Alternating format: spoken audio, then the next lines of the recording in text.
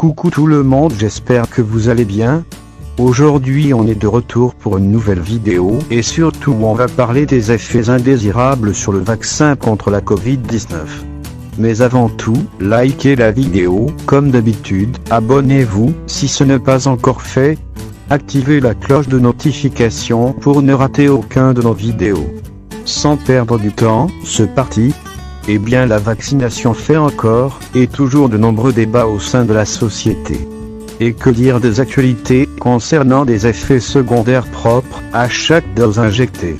Dans un communiqué, réédité le 16 avril 2021, l'Agence nationale du médicament, ANSM, met en temps réel son enquête de pharmacovigilance à jour pour surveiller le profil de sécurité des vaccins disponibles en France à partir des déclarations réalisées par les professionnels de santé, les personnes vaccinées ou leur entourage. Rappelons que les effets indésirables sont une réaction nocive et non voulue se produisant aux posologies normalement utilisées chez l'homme pour la prophylaxie, le diagnostic ou le traitement d'une maladie ou la modification d'une fonction physiologique selon l'Organisation mondiale de la santé. Vaccin AstraZeneca. Le fameux AstraZeneca, administré en France depuis le 6 février 2021, est le vaccin le plus controversé, suspendu à un moment puis réautorisé. D'après la NSM, du 6 février 2021 au 1er avril 2021, 9336 cas d'effets indésirables ont été rapportés par les centres régionaux de pharmacovigilance CRPV, rapporteurs, Amiens et Rouen, depuis le début de la vaccination. La grande majorité de ces cas concernent des syndromes pseudo-grippaux, souvent de forte intensité tels que fièvre élevée, courbatures, céphalée. Plus de 2 454 000 injections ont été réalisées au 1er avril 2021. Aucun nouveau cas de thrombose, des grosses veines de localisation atypiques, associées à une thrombopénie ou à des troubles de coagulation, n'a été déclaré. Durant cette période, il y a 12 cas au total depuis le début de la vaccination, dont 4 décès. L'Agence européenne du médicament, EMA, a de son côté estimé que le rapport bénéfice-risque du vaccin reste positif dans la prévention du coronavirus. Le vaccin Pfizer. Pour le vaccin Pfizer, l'organisme de santé explique que depuis le début de la vaccination, 13 485 cas d'effets indésirables ont été analysés par les CRPV, rapporteurs tels que Bordeaux et Marseille. Plus de 8 513 000 injections ont été réalisées au 1er avril 2021.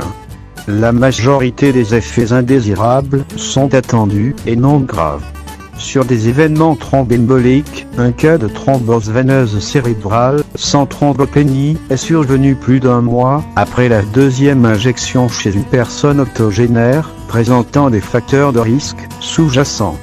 Ce cas de thrombose présente un tableau clinique différent de ceux observés avec le vaccin d'AstraZeneca et ne montre pas, comme l'ensemble des événements thromboemboliques rapportés avec Comirnaty, de spécificité particulière en faveur d'un rôle du vaccin, ajoute le rapport. Le vaccin Moderna. Avec le Moderna, 730 cas d'effets indésirables ont été répertoriés par les CRPV, rapporteurs tels que Lille et Besançon. Et c'est plus de 801 000 injections qui ont été réalisées au 1er avril 2021. Un grand nombre de cas concernent des réactions retardées locales non graves, annonce la NSM. Comme indiqué dans la notice du site d'injection, les effets indésirables les plus fréquents sont fatigue, gonflement au site d'injection, maux de tête, myalgie et arthralgie, nausées ou vomissements, frissons, fièvre. Si tu ressens des effets secondaires, tenez au courant votre médecin, ou votre pharmacien ou pharmacienne, ou votre infirmier ou infirmière, mais souvent, ils disparaissent en quelques jours. Ceux plus intenses peuvent durer plus longtemps ou se manifester plus tard après la vaccination.